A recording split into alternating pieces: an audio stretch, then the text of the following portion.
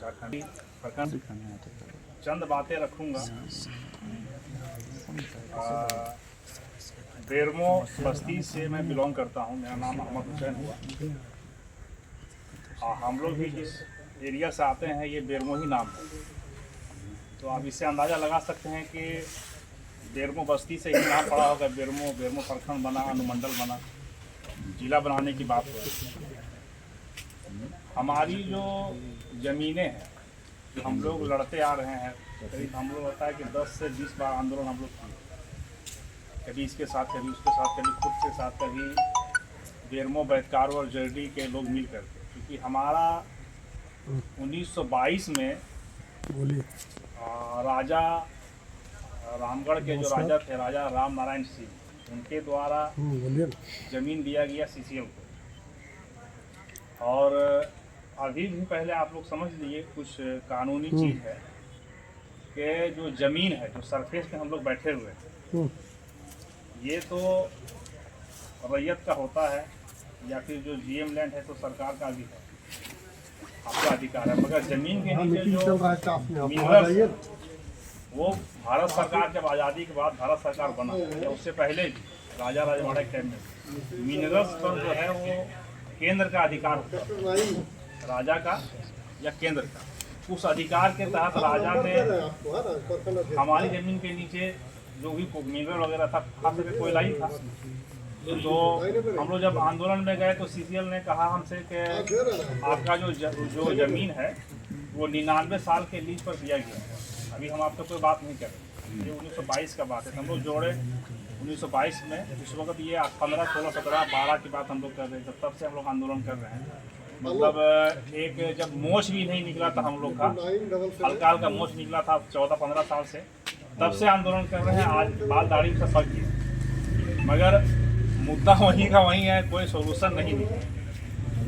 कारण यही है कि सेंट्रल गवर्नमेंट जो है आज के डेट में मिनरल्स का पावर रखती है, वहाँ से वो एनओसी दे देती है कि इतना एकड़ का जो मिनरल है सीसीएल बना के देती है प्रपोजल, और वो सारा चला जाता है। अब रहा सरफेस के लिए ये लोग आते हैं कि भाई नीचे इतना फलाना फ्लोर में कोयला है, हमको केंद्र से एनओसी मिलती है। आप झारखंड सरकार आप लोग एनओसी दी।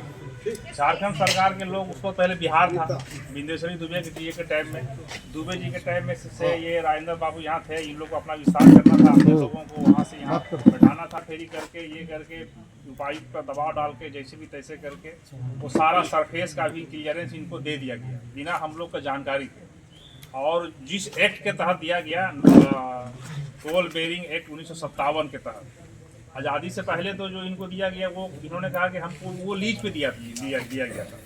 लीज में ये था कि वो अंडरग्राउंड था, उसमें साफ लिखा हुआ है। हमारे एक साथी हैं, अभी आए हुए नहीं हैं, नारायण महतो जी, उनके पास वो एग्रीमेंट का कागज़ है, जिसमें साफ आप देखेंगे लिखा हुआ है कि सरफेस को किसी तरह का आप नुकसान नहीं पहुँचा सकते हैं। आप मिनरल का मालिक हैं। अंग्रेज को ईस्ट इंडिया कंपनी और बंगाल नागपुर रेलवे कंपनी को वो लीज पे दिया गया 99 साल का या जो भी साल का था। तो वो अंडरग्राउंड से आप मिनरल निकालिए, मगर फिर भी कहीं ना कहीं सरफेस तो दिया होगा, क्योंकि अंडरग्राउंड डायरेक्ट हो जाएगा नहीं, कहीं 10-20 जिसमें उसको ज़मीन दिया गया कि यहाँ पे आप गड्ढा खोदिए और घुस जाए। तो वो तो घुस गया। उसके बाद जब देश आज़ाद हुआ, आज़ादी के टाइम में क्या किया, वो सारा जो चलाते थे लोग, ठेकेदार वगैरह या जो चंचनी या उस टाइप के जो लोग थे, हाँ नहीं, ये लोग सारे जो है छोड़ के इधर उधर हो गए। जब देश आज़ाद हुआ तो सब मामले, क्योंकि अंग्रेज के अंडर था ये लोग। अब क्या हुआ कि जो भी छोटे छोटे ठेकेदार थे, इन लोगों को एनसीडीसी के तहत भारत सरकार ने जमा किया। भारत सरकार ने एक सेक्टर बनाया, national coal development corporation, NCDC के अंदर सारे लोगों को जमा किया, और सारे का कहा कि भाई ये हम लोग आप दे दीजिए, अब ये एनसीडीसी चलाएगी। ये अंग्रेज का ज़माना ख़त्म हो गया, एनसीडीसी चलाएगी। और एनसीडीसी से वो सारा ट्रांसफ़र ले लिया गया भारत सरकार के द्वारा, और जो पैसा जो है वो पेड कर दिया गया एनसीडीसी।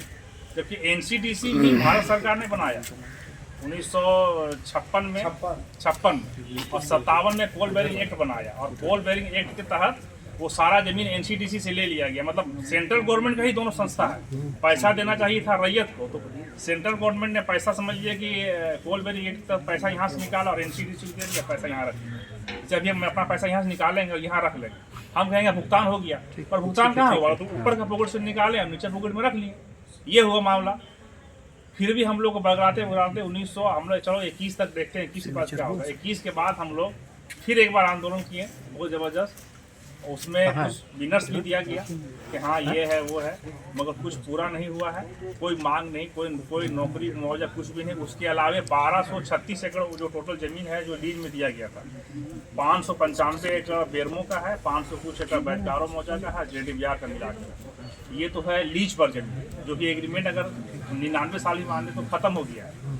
उसके अलावे फिर जब उसको ज़बरदस्ती ओपन कास्ट किया, उस वक्त भी इन लोग को NOC लेना चाहिए था, उसी वक्त मुआवजा देना चाहिए था, नौकरी वगैरह। तो हुआ क्या कि किसी को मिला नहीं, हाँ मगर नौकरी कुछ लोगों को मिला, मगर ये कह के नहीं दिया गया कि ज़मीन के बदले जो ज़मीन दिया उसके बदले हम दे रहे हैं। पुनर्वास कुछ नहीं किया गया। अभी खतियान में हम लोग का जो लिखा हुआ आगर टोला, वहाँ पे आप आगर टोला का हम लोग चौहदी देखते हैं तो मेरा घर है बगल में, उससे बगल में किसी महतो का घर है, उससे बगल में किसी गंजू का घर है। मतलब जो आगर टोला था वहाँ महतो, मियाँ, गंजू सब मिलके एक ही गांव में रहते थे। वो आगर टोला से पुनर्वासित किया गया, मगर अपने आप लोग चले गए। CCL के द्वारा जैसा भी परवा बड़ा को पुनर्वास किया जा रहा है तो CCL फेज 2 में ज़मीन दे रही है, वैसा कोई कानून कागज के तहत पुनर्वास नहीं किया गया। बस वो आपको ब्लास्टिंग कर दिया, जब आगर टोला के नज़दीक पहुँच गया ओपन कास्ट का सिस्टम, तो ये लोग अपने से जहाँ मर्जी कहाँ चला गया, इसको जहाँ मौका। कुछ लोग कुरपनिया आ गए, कुछ लोग इधर आ गए, कुछ लोग बड़ा बस गए, कुछ लोग बेरों बस्ती पहाड़ी तरफ घुस गए। हम लोग बैठकारों वाला जो था उन लोग और अंदर चला गया जंगल के तरफ, जहाँ लाचन महतो जी बसे हुए जंगल के साइड में, जहाँ सूर्या मंदिर है। तो सब अपने अपने CCL के द्वारा कुछ सिस्टमेटिक ढंग से किसी को पुनर्वास नहीं दिया गया, ना किसी को नौकरी दिया गया। तो हमारा सब कुछ बाकी है 1236 एकड़ का भी, और उसके अलावे फिर कोलजेरी का विस्तार हुआ जब नेशनलाइज हो गया। नेशनलाइज होने के बाद जो है 1976-77 में जब नेशनलाइज किया गया, CCL आया, NCDC का CCL आया, वहाँ भी वही हाल रहा। कोल बेरिंग एक्ट के तहत ज़मीन लिया गया। हमने जब कोल बेरिंग एक्ट पढ़ा, अभी लखन लाल जी से भी डिस्कस हो रहा था, इन्होंने भी कहा कि नौकरी का उसमें प्रावधान नहीं है। देखिए सेंट्रल गवर्नमेंट ने कोल बेरिंग एक्ट बनाया है, उसमें नौकरी देने का प्रावधान ही नहीं। तो नौकरी देती थी कैसे?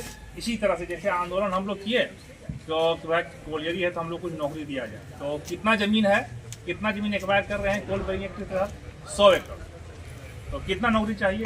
बोला दे दीजिए, 100 आदमी नौकरी दे दीजिए। एक तय हो गया आपस में, और उस वक्त नौकरी देती थी तो 100 आदमी भी इन लोग हेरा फेरी किया, क्योंकि दुबे और राजेंद्र बाबू का टाइम था। उसमें ये लोग क्या किए, सब अपना आदमी को नौकरी लगा दिया, उसमें स्थापित का नौकरी किसी को नहीं। आज भी वही है। हाँ, तो 100 आदमी, उसमें भी बहुत जगह ऐसा है कि 100 आदमी 85 आदमी लगा, 15 आदमी नहीं है मिला। जैसे अभी इनका मुद्दा दत्त जी का है, क्या वही वाला मुद्दा है कि कितना आदमी को नौकरी दिया ही नहीं। उसके बाद दबाव में नेताजी का दबाव दिया किसी तरह से, सेंट्रल गवर्नमेंट में सरकार किसी ईमानदार का होना हुआ, तो इन्होंने RR पॉलिसी बनाया। वो भी बहुत बेकार किस्म का था। 2 एकड़ में एक नौकरी दे रहा है, बताइए। रहती ज़मीन का जो नॉर्मल रेट आज के डेट में 3 लाख रुपया है। अगर RR पॉलिसी के तहत भी अगर आप नौकरी देते हैं, और तो 2 एकड़ ज़मीन का कितना रेट होता है, जोड़ लीजिए कि 3 लाख रुपये के हिसाब से 6 करोड़ रुपया होता है। 6 करोड़ का आप ज़मीन देते हैं तब CCL आपको एक नौकरी देते हैं। और वो नौकरी कितना, स्टार्टिंग सैलरी 30,000 से लेकर के आखिरी में 80-90 हज़ार, 1 लाख में रिटायर करते हैं। मतलब एवरेज 60-70 हज़ार मान लीजिए। अगर 6 करोड़ रुपया अगर आपको मुआवजा ही मिल जाता है, और वो मुआवजा अगर आप कहीं बैंक में रखते हैं तो उसका महीना कितना मिलेगा? मोटा मोटी समझते हैं 3 लाख रुपया मिलेगा।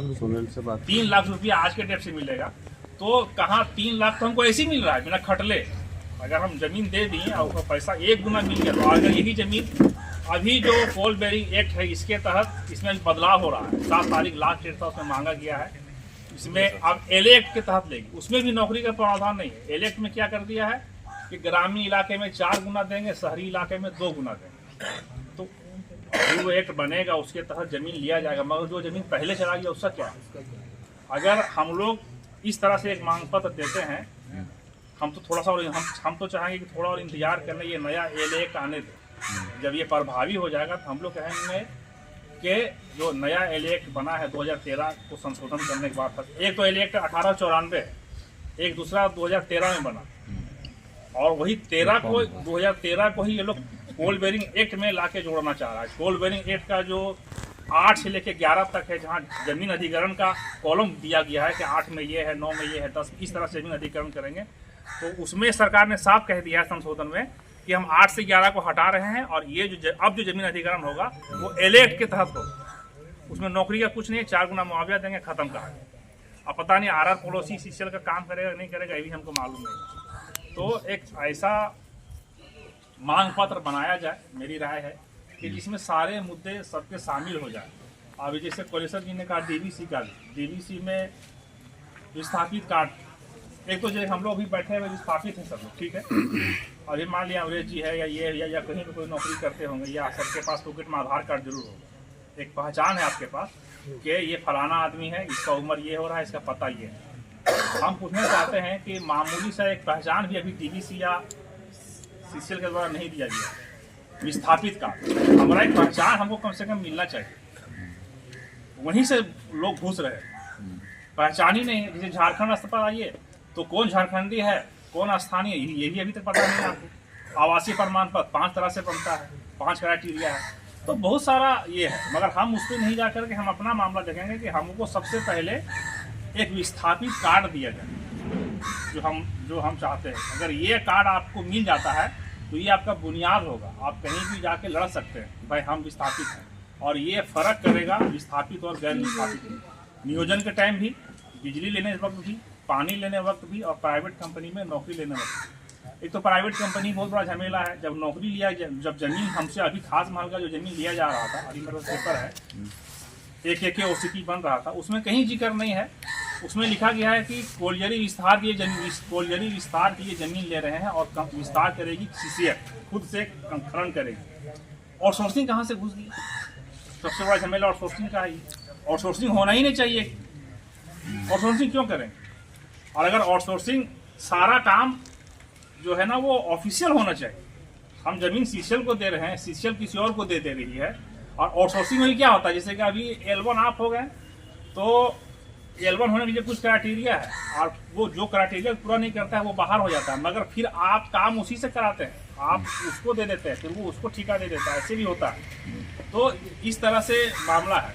प्लस अभी जो लोग लड़ रहे हैं, हमने देखा बहुत से रोजगार, तो रोजगार भी कहाँ मिल रहा है। सीसीएल का बनाया हुआ पॉलिसी है कि अनस्किल्ड लेबर का आज के डेट में जो रेट है वो 1100 रुपया, उस हिसाब से 26 दिन का मोटा मोटी 28-30 हज़ार रुपया होता है अनस्किल्ड का। स्किल्ड का तो और ज़्यादा है, मगर हम लोग 12,000 की नौकरी के लिए लड़ रहे हैं। तो कहीं ना कहीं आपके अंदर भी तो कमजोरी है, आप 12,000 की नौकरी के लिए लड़ रहे हैं, जबकि उसके तरफ से पॉलिसी बना हुआ है कि अनस्किल्ड को ही 1100 रुपया देना। तो बहुत सारा मुद्दा है, पहले समझना होगा सारे मुद्दों को, और उसके हिसाब से बहुत बेहतरीन उसके पॉलिसी के हिसाब से ड्राफ्टिंग करना होगा। और कुछ अपने तरफ से भी जो कि संविधानिक हो, गैर संविधान तरीके से अगर आप ड्राफ्टिंग कर दीजिएगा तो वो नहीं मानेगा। बाकी छोटा मोटा मुद्दा है बिजली पानी का, तो वो आपको कहाँ से मिलेगा? इतने लोग आ गए हैं कि सीसीएल के पास पानी है ही नहीं, ना बिजली है देने के लिए आपके पास, वो सारा उधर ही सोख ले रहा है जो बाहर के लोग यहाँ आए हुए। एक चीज़ और अभी ताज़ा मुद्दा अभी देखिए, हमको यहाँ के मालूम हुआ कि खास महल बंद है बिना नोटिफिकेशन का। क्यों भाई? तो विधायक जी के द्वारा इशारा किया गया। तो बताइए, हमको और आपको कानून से बांध दिया जाता है, वहीं तो कहीं ना कहीं आप ये चीज़ ध्यान में रखिएगा कि हम लड़ रहे हैं प्रत्यक्ष तौर पे सीसीएल से, मगर अप्रत्यक्ष तौर पे आपकी लड़ाई जो है वो एक विधायक से है। इसको ध्यान में रखना होगा। और वो पावर में है, और बिंदुश्री दुबे ठीक है 50 साल से वो पावर में है, और वो अभी यहाँ का राजा है और आप प्रजा हैं। उसके नज़र में आप बागी हैं, उसके नज़र में आप विद्रोही हैं, उसके नज़र में आप जुर्म करने जा रहे हैं, और वो पूरा सिस्टम आपके पीछे लगा देगा कि ये लोग इसको पकड़ो मारो, ये लोग मुजरिम है, क्रिमिनल है। तो आप क्रिमिनल भी हैं, आपकी सारी कार्रवाई को क्रिमिनल घोषित करके आपके पीछे सारा प्रशासन लगा दिया जाता है। पहले आपको ये तय करना होगा, अपना एक पहचान बनाना होगा कि हम क्रिमिनल नहीं हैं, आपके पास कोई कागजें नहीं, खाली विस्थापित बोलते हैं। हम एगो मांग लेंगे पहचान पत्र, दीजिए तो कहाँ है, दीजिए तो विस्थापित तो आधार कार्ड निकालिएगा, तो आधार कार्ड तो बिहार वाला के पास भी, वोटर कार्ड निकालिएगा, तो वो अनूप सिंह के पास भी वोटर कार्ड। अनूप सिंह खुद बोला है कि हम भी विस्थापित हैं, जयराम जी को मालूम नहीं है कि हम भी हैं 1932 खतियानधारी। ये बात उन्होंने बोला था 1908 का बोल 1900 जेल कैंप में। तो हमको घेरा घेरी, वहाँ पे आबिद जी का लड़का थे, गुलाम जिलानी बैठा हुआ था, मेरा चचेरा भाई हाजी साहब बैठा हुआ था। हम लोग फिर से बोले ठीक है सर, आप खतियानी हैं, हमको आप 2-4 आप दे दीजिए। कौन मौजा के आप खतियानी हैं, हमको और अंचल का नाम, मौजा का नाम और खाता नंबर और प्लॉट नंबर दीजिए। हम खुद कंप्यूटर में बैठते हैं, हम देख लें। अगर आप खतियानी हैं तो हम जेल कैंप ज्वाइन नहीं करेंगे, हम कांग्रेस ज्वाइन करेंगे। क्योंकि हम MIM से थे। हमने कहा बिल्कुल हम आप बुलाए हैं कि आपने कहा है कि जेल कैंप में मत जाइए, आप MIM छोड़ रहे हैं तो मेरे तरफ आइए, हम आ जाएंगे, मगर आपके पास 24 घंटा टाइम। मेरे पास कोई नहीं आया, मतलब खतियानी नहीं है वो, खाली बोलने के लिए। तो हाँ, अप्रत्यक्ष तौर से आप लोग ये जान लीजिएगा, अप्रत्यक्ष तौर पे हम लोग संसाधन विहीन आदमी हैं, समझे ना। अभी आप आंदोलन कीजिएगा ना तो सुबह से लेकर शाम तक बंदी कर लीजिएगा, और 5 बजे के बाद हम लोग बहुत सा आदमी ऐसा है वो कहता हम रहबो, मगर हमारा तनी जुगाड़ कर हिने वाला तो होने वाला बहुत दिक्कत हो हमने में। हम लोग अभी भी वही मानसिकता के हैं कि हम लोग विस्थापित हैं और आम आदमी हैं, जबकि हकीकत ये है कि कहीं ना कहीं हम लोग ही यहाँ के मेन मालिक और राजा हैं। और हमको विस्थापित का नहीं, आपको दिल में ये देखिए, लड़ाई तो विस्थापित रहेगा। प्रत्यक्ष तौर पर आपको दिखाना है कि हम विस्थापित हैं, मगर अप्रत्यक्ष तौर पर आपको मालूम है जिस तरह कि हमारा लड़ाई विधायक से है, तो आपको भी ये रखना होगा कि हम यहाँ के मालिक हैं। ये आपको अपने दिल में पैदा करना होगा ये एहसास, तब आपके अंदर वो जज्बा जोश पैदा हो कि हम असली मालिक हैं यहाँ के, समझे ना। जैसे हमारा परदादा यहाँ का जमींदार था, हम बेरोजगार हैं, जमींदार से बेरोजगार हो गए कंपनी के चलते। तो ये तो सही नहीं है ना। कंपनी पॉलिसी नहीं बना रही, कंपनी में जो लोग बैठे हुए हैं वो पॉलिसी इस तरह से बनाते हैं कि इनको बिजली पानी देकर फुसला दिया गया और कुछ नहीं दिया गया। और सोर्सिंग तो उसी के तहत लाया गया। हम तो सोर्सिंग के ही विरोधी हैं। आप लोग नौकरी मांग रहे हैं ना, आप जहाँ नौकरी मांग रहे हैं हम उसका बिल्कुल विरोध में हैं। मेरा ये कहना है कि जितनी बहाली हो वो सीधा GM ऑफिस में बहाली हो, जिससे टाटा कंपनी होता है। टाटा कंपनी में एक जगह नियम है, जितना भी विस्थापित होते हैं उसका बहाली टाटा कंपनी करती है। और अगर कोई आउटसोर्सिंग कंपनी आती है तो 6 महीना उसको काम दिया जाता है, 6 महीना घर में बिठाया जाता है। क्योंकि एक कंपनी में लिमिटेड सीट होता है, एक कंपनी आई उसमें 200 बहाली और विस्थापित 400 है, तो टाटा कंपनी बहाली करती है और कहती है 6 महीना तुम काम करो, 6 महीना, मगर 6 महीना में इतना सैलरी देता है, वो 30,000 के आसपास सैलरी देता है। 6 महीना काम किए, 6 महीना घर में बैठिए, 6 महीना दूसरा विस्थापित काम किए। ये पॉलिसी पता नहीं अभी है कि नहीं, मगर पहले था टाटा वगैरह में। तो हम भी चाहते हैं वो पॉलिसी यहाँ भी हो। हमको बिल्कुल जो हाई पावर कमेटी का अगर उसके हिसाब से सैलरी मिलेगा आपको, तो आप अगर 6 महीना की रोजगार कीजिएगा ना, जैसे कि मान लीजिए आउटसोर्सिंग आ गया BKB, उसमें 200 आदमी जरूरत है, तो 200 आदमी बहाली GM ऑफिस में हो, इनको 6 महीना काम मिले। साथ ही हम लोग चूंकि अगर 200 है तब तो साल भर खटेंगे हम लोग, और अगर हम लोग 400 हैं तो जाहिर सी बात है 6 महीना हमको बैठना पड़ेगा, अपना फांसी छोड़ना पड़ेगा।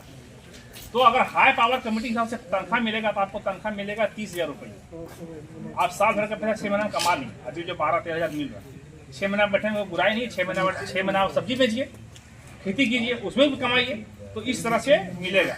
तो पॉलिसी बहुत हिसाब से बनाना पड़ेगा। ये जिला अध्यक्ष के जिम्मे है, जिम्मेदार साथी हैं, देख लीजिए सारा चीज़ और बढ़िया से मांग पत्र बनाइए। और एक साथ तीनों एरिया में घेर सकते हैं कि नहीं घेर सकते हैं, उसके लिए भी चर्चा कीजिए, सकिएगा नहीं सकिएगा, या एक एक करके घेरा जाए, पहले BNK में या फिर सीधा पहले DBC को घेरा जाए, क्योंकि बहुत ताकत लगाना पड़ेगा हम लोगों को, एक एक करके ही होगा। ये सब चीज़ पर चर्चा हो।